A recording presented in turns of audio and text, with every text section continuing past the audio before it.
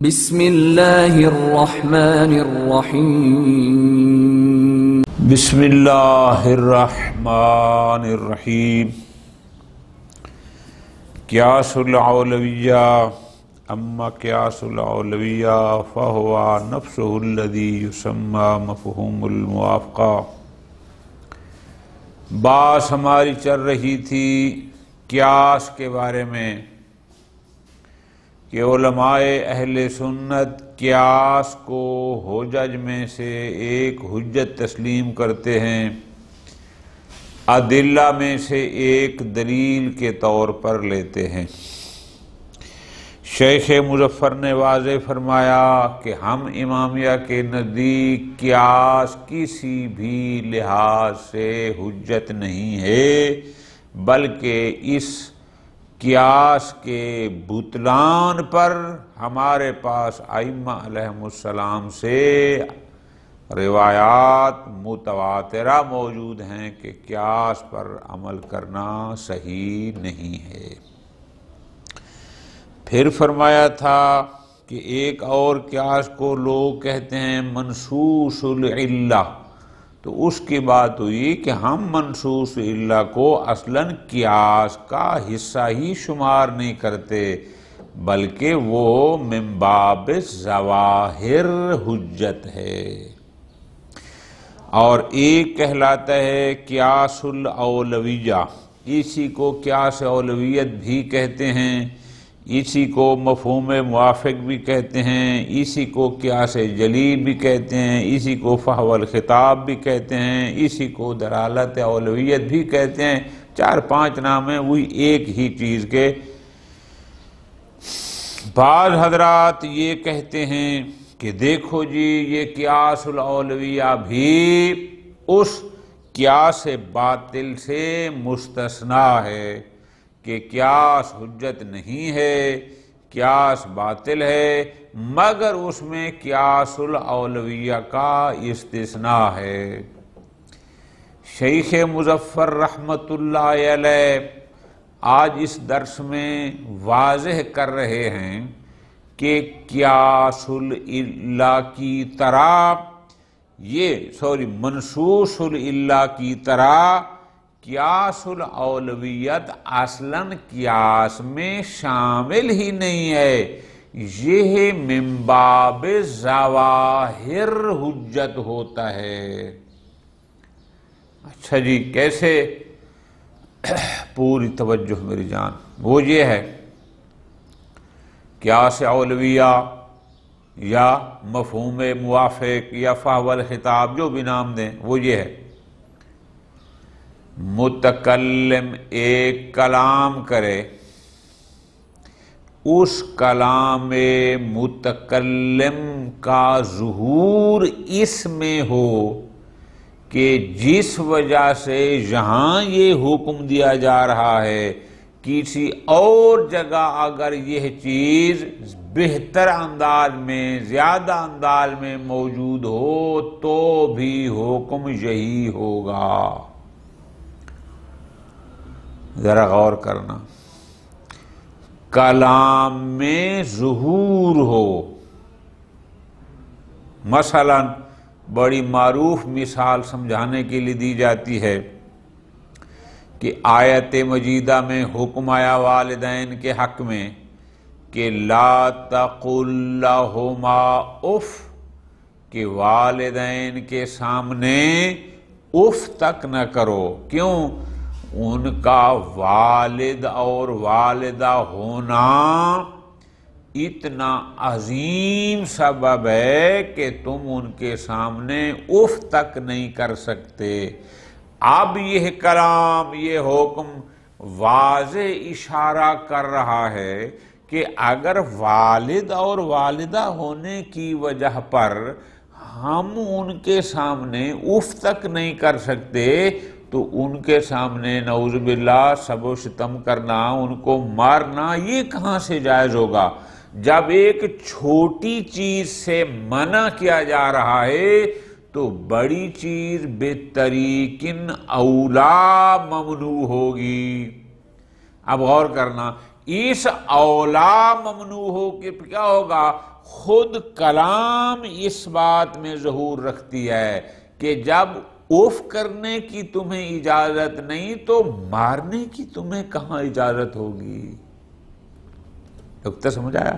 تو پس اس کا مطلب ہے ہم اگر وہاں ضرب کو اور شتم کو حرام قرار دے رہے ہیں والدین کے لیے تو لا تقل لہما کہ اف کا ظہور اس پر دلالت کر رہا ہے، ہم کوئی قیاس نہیں کر رہے، کلام کا ظہور اس میں ہے کہ اگر یہ کہیں اور ہو تو جب اف کی اجازت نہیں ہے تو مارنے کی بطریقن اولا اجازت نہ ہوگی۔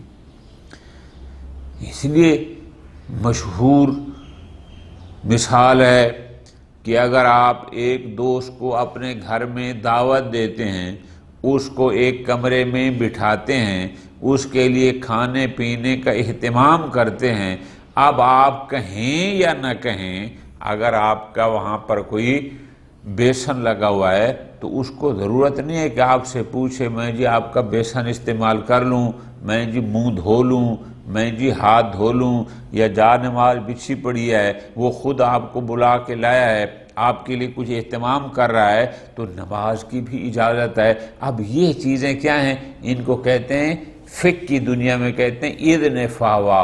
اذن فاوا کیا ہے؟ وہی مفہوم موافق ہے، وہی قیاس الاولویت ہے کہ اگر وہ آپ کو دعوت دے کے گھر لے آیا ہے، وہ آپ کے لیے کھانے پینے کا اہتمام کر رہا ہے، وہ آپ کے لیے خرچہ کر رہا ہے، تو بہترین اولا وہ کہے یا نہ کہے، آپ کو بیسن سے ہاتھ دھونے کی بھی اجازت ہے، آپ نماز پڑھنا چاہتے ہیں تو اس کی بھی اجازت ہے، آپ کو کرسی پر بیٹھنے کی بھی اجازت ہے، وہ کہے یا نہ کہے۔ پھر قیاس کیوں کہتے ہیں؟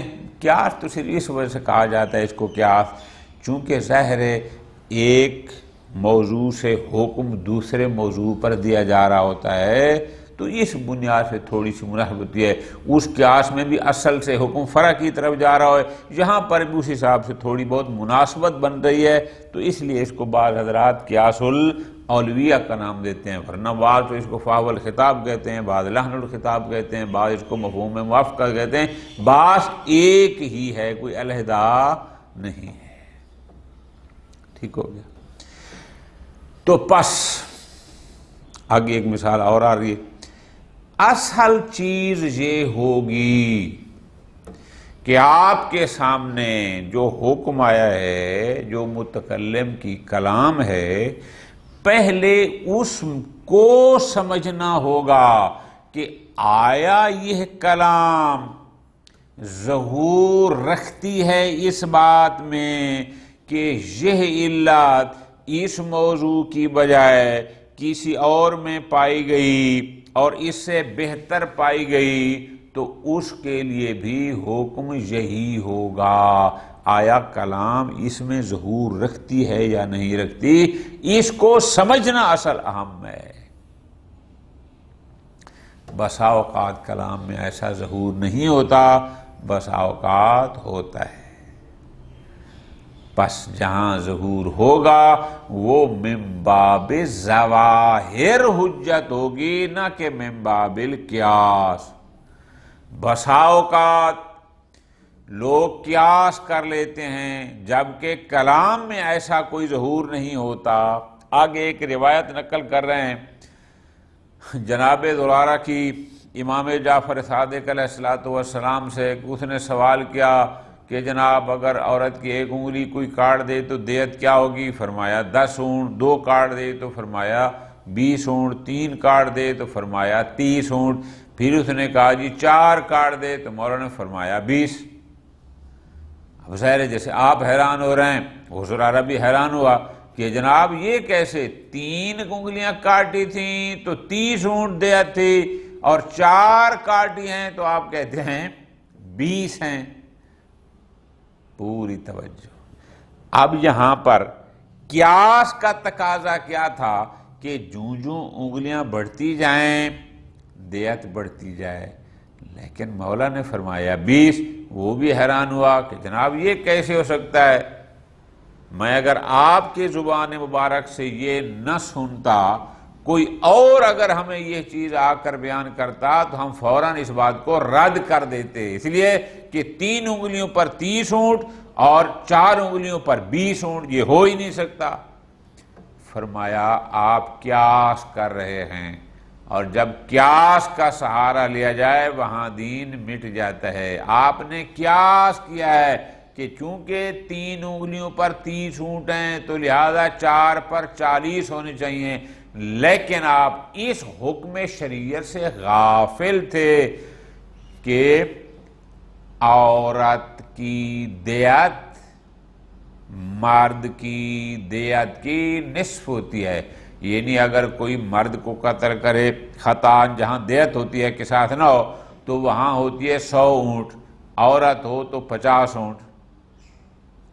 تو فرماتے ہیں عورت مرد کے ساتھ دیت میں چلتی ہے جب تک کہ اس کی دیت مرد کے ثلث سے تجاوز نہ کرے۔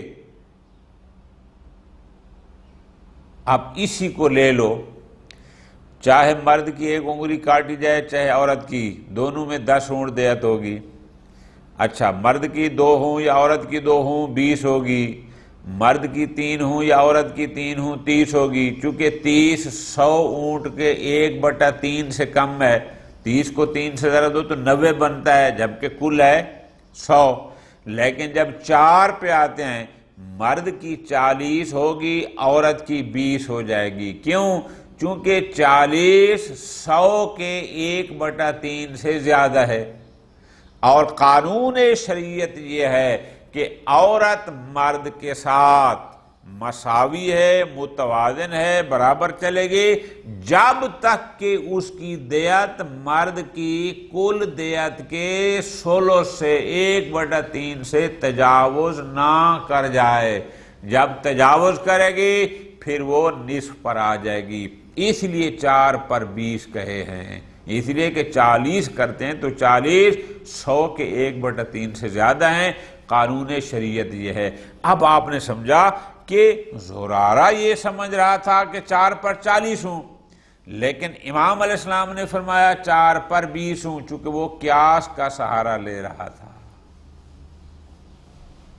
بس یہ فرق ہے بات کو سمجھنے کا، کہ اگر کلام میں ظہور ہو کہ جہاں جہاں یہ علت زیادہ ہوگی وہاں حکم ہوگا، پھر تو باب ظواہر۔ لیکن صرف قیاس محض کی بنیاد پر، جیسے یہاں قیاس کا تقاضا یہ تھا کہ اگر 3 انگلیوں پر 30 اونٹ دیا ہے تو 4 پر 40 ہو، لیکن معصوم نے اس کو منع فرمایا۔ یہ فرق ہوتا ہے قیاس میں اور قیاس الاولویت میں۔ پس گزشتہ درس اور آج کے درس میں یہ فیصلہ ہوا کہ شیخ مظفر کے نزدیک منصوص العلہ ہو یا یہ قیاس الاولویہ ہو، یہ اصلاً قیاس میں شامل ہی نہیں ہے، تاکہ ہم ان کا قیاس سے استثناء کریں، بلکہ ان کی حجیت من باب الاخذ بالظواہر ہے، اس لیے کہ ظواہر حجت ہیں۔ ٹھیک ہے جی۔ قیاس الاولویہ، اما قیاس الاولویہ فہو نفسہ الذی یسمى مفہوم الموافقہ، یہ قیاس الاولویہ ہے جس کو مفہوم موافقت بھی کہتے ہیں، اور اسی کو فحوى الخطاب بھی کہتے ہیں، اسی کو قیاس جلی بھی کہتے ہیں، اسی کو دلالت اولویت بھی کہتے ہیں، اسی کو مفاد خطاب بھی کہتے ہیں۔ ایک ہی بات ہے، سارا یہ سارے نام اسی کے ہیں۔ وہ مفاہیم میں ہم نے یہی مثال دی تھی، مفہوم موافق میں بھی لا تقولوا والی، جو مفہوم میں موافق تھا وہی قیاس اولویت ہے، اس سے ہٹ کر نہیں ہے۔ کا مثال الآیت الکریمہ لا تقل لہما اف الدالۃ بالاولویہ، کہ جب والدین کے سامنے اف کرنے کی اجازت نہیں ہے تو بطریق اولا ضرب اور شتم کی اجازت بھی نہیں ہے، یہ اولویت ہے۔ اور یہ بات ہم نے پڑھ لی ہے کہ ان ھذا من الظواہر، کہ یہ من باب القیاس نہیں، یہ من باب ظواہر ہے۔ فہوا حجہ، اور وہ حجت ہے من اجل کونہ ظاہرا من اللہ، چونکہ ہم ظواہر کی حجیت کے قائل ہیں، جو لفظ جس معنی میں ظہور رکھتا ہوگا ہم اس ظواہر کی حجیت قائل ہیں، ہم کہیں گے کہ یہ من باب ظاہر حجت ہے۔ خوب،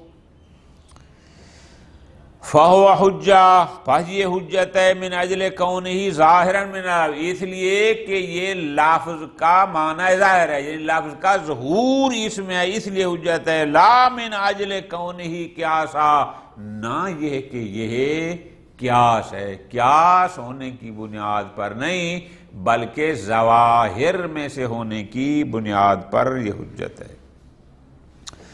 لا من اجل کونہ قیاسا، نہ یہ کہ یہ قیاس ہے، حتی یکون استثناء من عموم النہی عن القیاس، تاکہ ہم کہیں کہ جناب وہ جو قیاس سے نہیں کی گئی تھی یہ اس میں سے مستثنیٰ ہے، نہ ایسا نہیں ہے۔ ہاں اگرچہ قیاس سے ملتا جلتا ہے، کیوں؟ چونکہ قیاس میں بھی اصل سے فرق کی طرف حکم جاتا ہے، یہاں بھی ایک موضوع سے دوسرے موضوع کی طرف حکم جاتا ہے، اس لحاظ سے تھوڑا اس کو قیاس کا نام دیا جاتا ہے۔ وَلِذَلِكَ سُمِّيَ بِقِيَاسِ الْأَوْلَوِيَّةِ، یہی وجہ اس کو قیاس اولویہ یا قیاس جلی کہتے ہیں۔ فرماتے ہیں وَمِنْ هُنَا، اب جب یہ بات طے ہو گئی کہ قیاس الاولویہ اصلاً یہ ظواہر میں سے ہے، قیاس میں شامل نہیں ہے، لا يفرض مفہوم الموافقہ الا حیث یکون لللفظ ظہور، تو پس مفہوم موافقت فقط وہاں ہوگا کہ لفظ اس معنی میں ظہور رکھتا ہو۔ مفہوم موافقت فقط وہاں ہوگا کہ جہاں لفظ ظہور رکھتا ہو، کس بات میں؟ اس بات میں کہ بتعدی الحکم، کہ یہ حکم تعدی کر سکتا ہے، سرایت کر سکتا ہے، الی ما ہوا اولا فی علت الحکم، اس موضوع میں کہ جو اس حکم کی علت میں اس سے بہتر ہوگا۔ اگر وہ اولا ہے تو یہی حکم وہاں پر بھی سرایت کر سکتا ہے، لیکن اس میں لفظ ظہور رکھتا ہو، یہ شرط ہے۔ آیت التعفیف المتقدمہ، یہی لا تقل لہما اف کو آیت تعفیف کہتے ہیں، یہ بڑی واضح بیان کر رہی ہے۔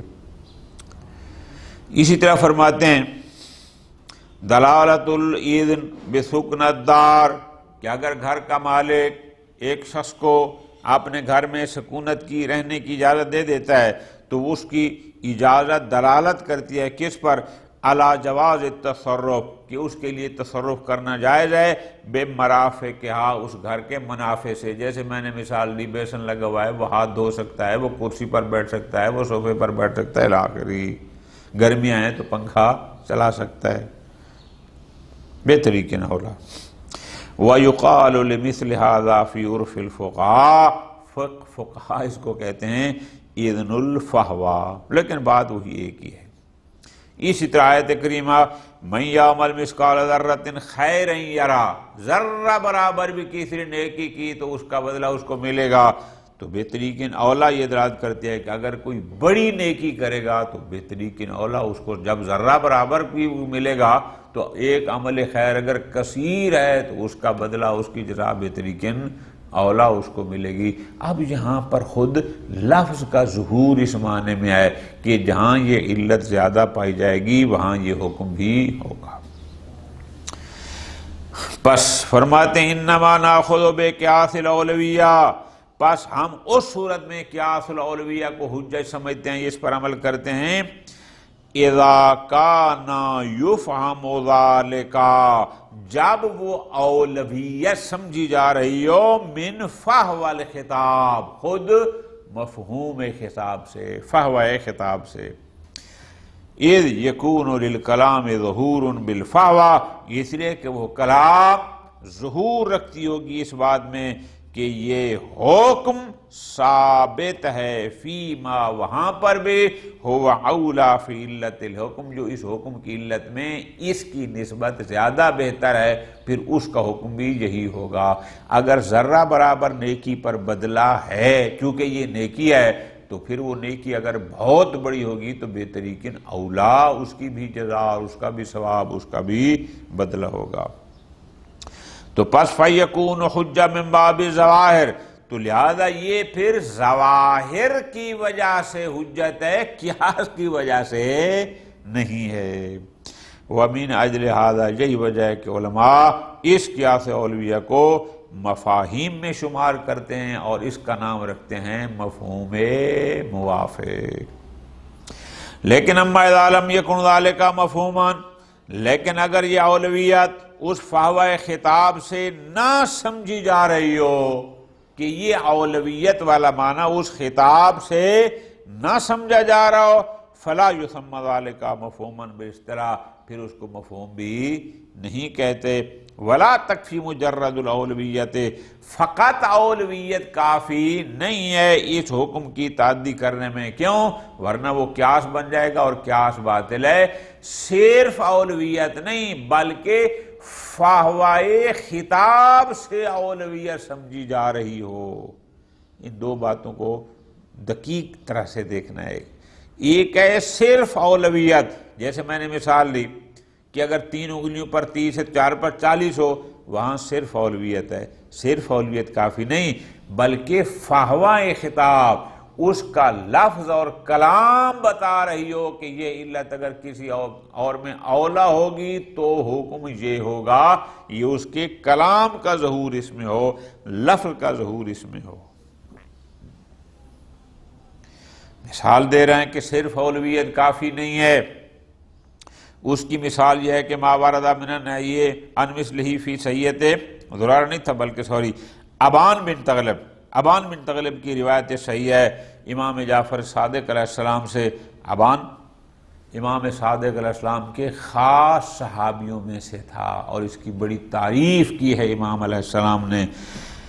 خوب ابان نے امام کی خدمت میں عرض کی ما تقول فی رجل قاطع اصبعا من اصابع المرأة کم فیہا، کہ اگر کوئی شخص کسی عورت کی ایک انگلی کاٹ دے دیت کتنی ہوگی؟ امام نے فرمایا 10 من الابل، 10 اونٹ۔ پھر میں نے کہا قاطع اثنین، جناب اس نے 2 انگلیاں کاٹی، امام نے فرمایا 20 اونٹ۔ پھر میں نے عرض کی قاطع ثلاثا، اس نے 3 انگلیاں کاٹی، قال امام نے فرمایا 30۔ قلت، تو پھر میں نے کہا قاطع اربعا، اگر وہ 4 انگلیاں کاٹتا ہے، امام نے فرمایا 20، 3 پر 30 اور 4 پر 20۔ قلت، تو ابان کہتا ہے میں نے حیرانگی سے کہا سبحان اللہ، یقطع ثلاثا فیکون علیہ 30، کہ اگر وہ 3 انگلیاں کاٹتا ہے تو اس پر 30 اونٹ ہوں گی۔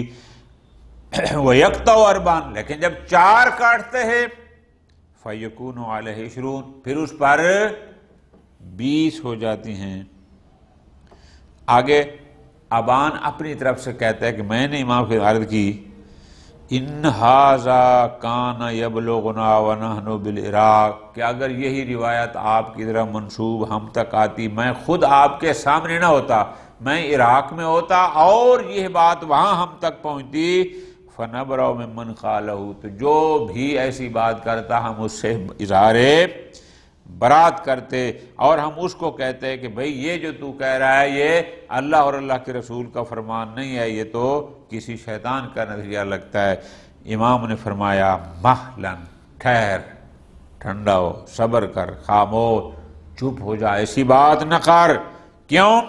یہ جو میں نے کہا ہے ھذا حکم رسول اللہ صلی اللہ علیہ وآلہ وسلم، جعفر صادق اپنی طرف سے نہیں کہہ رہے، شریعت محمدی آپ کو بیان فرما رہے ہیں۔ اچھا، پیغمبر اکرم صلی اللہ علیہ وسلم فرماتے ہیں ان المرأة تعاقل الرجل الى ثلث الدیہ، عورت کی دیت مرد کی دیت کے برابر اس وقت تک رہے گی جب تک کہ عورت کے کس عضو کی دیت مرد کی کل دیت کے 1/3 تک رہے، اس سے تجاوز نہ کرے۔ فَإِذَا بَلَغَتِ الثُّلُث، لیکن جب عورت کے کسی عضو کی دیت مرد کی کل دیت کے 1/3 یا اس سے زیادہ پر ہو جائے گی راجعت الی النصف، پھر جیسے کل دیت میں عورت کی دیت مرد کی نسبت آدھی ہوتی ہے، پھر اس میں بھی آدھی ہو گیا ہے۔ یا ابان انک اخذتنی بالقیاس، تو نے اس کو قیاس سمجھا ہے کہ میں نے قیاس کیا ہے، حالانکہ وہ سنت اذا قیست، جب سنت پیغمبری پر قیاس کیا جائے گا، قیاس کے ذریعے سنت کو حاصل کیا جائے گا، محقق دین مٹ جائے گا۔ اب یہ بات سمجھ آئی کہ یہ فرق ہے کہ آیا کلام میں ظہور ہے اولویت پر یا نہیں ہے، صرف اولویت کافی نہیں ہے۔ پس فہنا فی ھذا المثال، واضح سمجھ آ گیا کہ لم یکن فی المسألۃ خطاب، کہ اس مسئلہ میں حکم شرعی جو موجود تھا، جو خطاب موجود تھا، وہ ایسا نہیں تھا کہ یفہم منہ الفحوہ من جہت الاولویہ، کہ ہم اس کو ایک بار میں کہتے کہ جناب یہاں فحوہ کلام یہ ہے، یہاں مفہوم موافق یہ ہے کہ یہاں اولویت سمجھی جاتی ہے کہ یہ حکم تعدی کرے گا اس کو بھی کہ جو خطاب میں شامل نہیں ہے، تاکہ ہم اس کو مفہوم موافق میں شامل کریں۔ نہ ایسی کوئی بات اس حدیث میں، اس خطاب میں نہیں تھی۔ انما الذی واقع من ابان، اور جو ابان حیران ہوا کہ جناب یہ سبحان اللہ 3 انگلیوں پر 30 اور 4 انگلیوں پر 20، فرماتے ہیں جو ابان کی بات ہے قیاس مجرد، وہ صرف قیاس تھا، چونکہ وہ صرف اولویت کو دیکھ رہا تھا کہ اگر 3 پر 30 ہیں تو 4 پر 40 ہونا چاہیے۔ لیکن فرماتے ہیں انما الذی واقع من ابان، وہ قیاس مجرد لم یکن مستندہ فیہ الا جہت الاولویہ، اس قیاس کی بنیاد سوائے اولویت یا اور کچھ نہیں تھی، یعنی خطاب سے اولویت نہیں سمجھ جا رہی تھی، بلکہ وہ فقط اولویت تھی اس کے اپنے دماغ میں۔ استصورا، تو اس نے یہ خیال کیا بمقتضى القاعدۃ العقلیۃ الحسابیہ کہ ان دیت تضاعف بالنسبت بالتضاعف قطع الاصابع، اس کا خیال یہ تھا 1 پر 10، 2 پر 20، 3 پر 30 تو 4 پر 40 ہونا چاہیے، وہ تو اپنے حساب میں یہ دیکھ رہا تھا۔ فَإِذَا كَانَ فِي قَطْعِ 33 مِنَ الْإِبِلِ فَقَدْ لَا بُدَّ أَن يَكُونَ فِي قَطْعِ الْأَرْبَعِ 40، کیوں؟ اس لیے لأن قطع الأربع قطع للثلاث وزیادہ، جو 4 کاٹتا ہے اس نے 3 بھی کاٹی ہیں پلس 1 اضافی بھی کاٹی ہے، لیکن مولا نے 4 پر 20 کہہ دیا۔ آگے فرماتے ہیں کیوں؟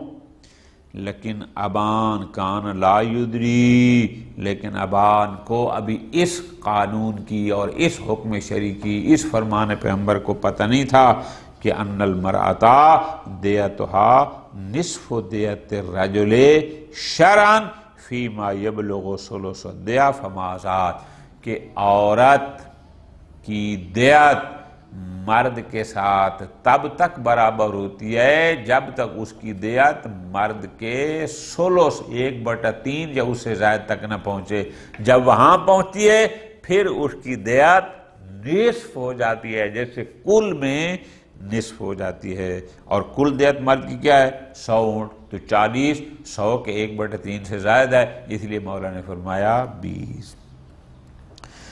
خلاصہ انا نقول ببطلان قیاس الاولویہ، بہرحال ہمارے نزدیک قیاس اولویہ اگر فقط مجرد یعنی فقط اولویت کی بنیاد پر ہو تو یہ باطل ہے، یہ درست نہیں ہے، لیکن اگر اذا کان مفہوما من التخاطب بالفحوى من جہت الاولویہ، لیکن اگر وہ خطاب سے سمجھا جا رہا ہو اور اس کی اولویت خطاب لحن الخطاب خود کلام خود الفاظ یاد کر رہے ہوں کہ جہاں بھی ہے اس اولویت ہوگی، تو پھر ہم اس کے قائل ہیں، لیکن من باب الظواہر، پھر ہم اس کو قیاس میں شامل ہی نہیں کرتے، چونکہ قیاس ہمارے نزدیک باطل ہے۔ وصلی اللہ علی محمد وآل محمد۔